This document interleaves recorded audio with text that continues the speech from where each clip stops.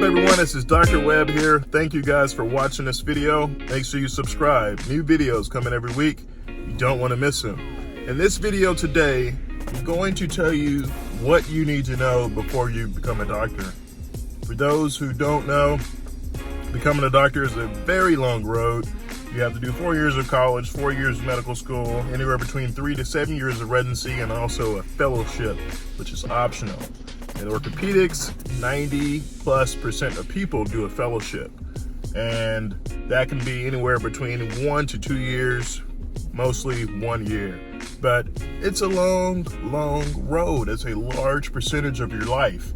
And if you finish all of your training, by the time that you're done, completely done, it could be 14 to 15 years, and that's like half of your life almost. So that's the first thing I want you guys to know before you become a doctor. That's going to be a long road, and you have to take it day by day. There's going to be plenty of times where you want to quit. You'll be like, why the hell did I do this for?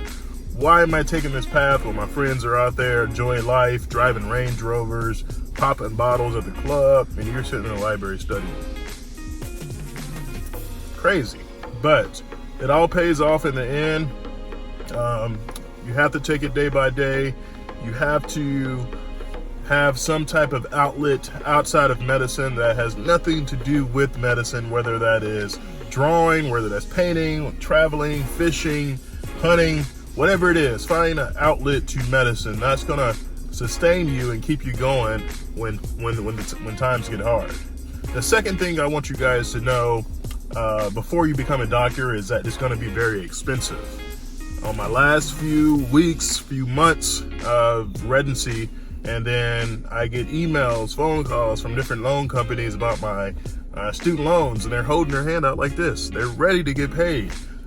So I have another video about the biggest regret I have about becoming a doctor, and I'll put it right up here. But it's going to be very expensive, and I always tell people to think of it as an investment. Just like if you went out, or if your friends who went to engineering school or law school or some other business school and went out and bought a $400,000 house.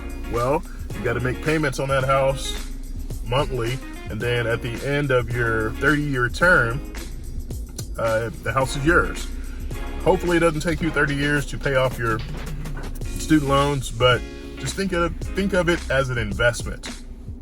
That $400,000 that you're going to be making, that you owe in debt, you're most likely, if you go into a subspecialty or a really competitive specialty, you'll be making that every year, or you'll make twice that every year. So you'll make your money back. It's just a huge chunk of money that is taken away from you up front, and then that you have to pay for it. So as long as you know that going into medical school, I think you'll be fine. But just know that when you're picking a medical school or choosing between two medical schools, go to the cheaper medical school. You'll thank yourself later. So the next thing I want you guys to know is that there are going to be a lot of different changes that are going to happen during your training. I started medical school in 2009. It's 2019. I have another video about my experiences over the last 10 years and actually visiting my med school for the first time in 10 years, and I'll put that right up here. But there are going to be lots of different changes. In my kind of short number of years of training compared to most doctors who've been around for 30, 40, 50 years, there have been a lot of changes in terms of healthcare, in terms of reimbursement, in terms of the way we practice medicine. You have to anticipate change, and if you're the type of person who doesn't like change at all, well, you're in for a rude awakening, because there are going to be lots of different things that are going to be coming up in terms of taxes for physicians, in terms of reimbursement, in terms of healthcare, in terms of insurance. All these things are going to change, and you have to expect change. The last thing I want you guys to know is that this road is going to be very challenging. But I always tell myself, and use other people who have come before me, and I tell myself that if they can do it, and if thousands of other people can do it, and get through medical school, get through residency, get through fellowship, get out and practice, and get through all that training, then I can also. But there's going to be several times along your path, you know, you're going to want to quit. Like I said before, you don't want to give up. There's going to be days you're going to be like, man, I don't want to do this anymore. But just look at other people before you. Use people as inspiration. Use me as inspiration. If I can get through all that, I'm not the smartest person, but I worked really hard. If I can get through all those number of years of training and still be successful, get into a really competitive specialty, a competitive residency, a really good spine program, you guys can also. Thank you guys for watching this video.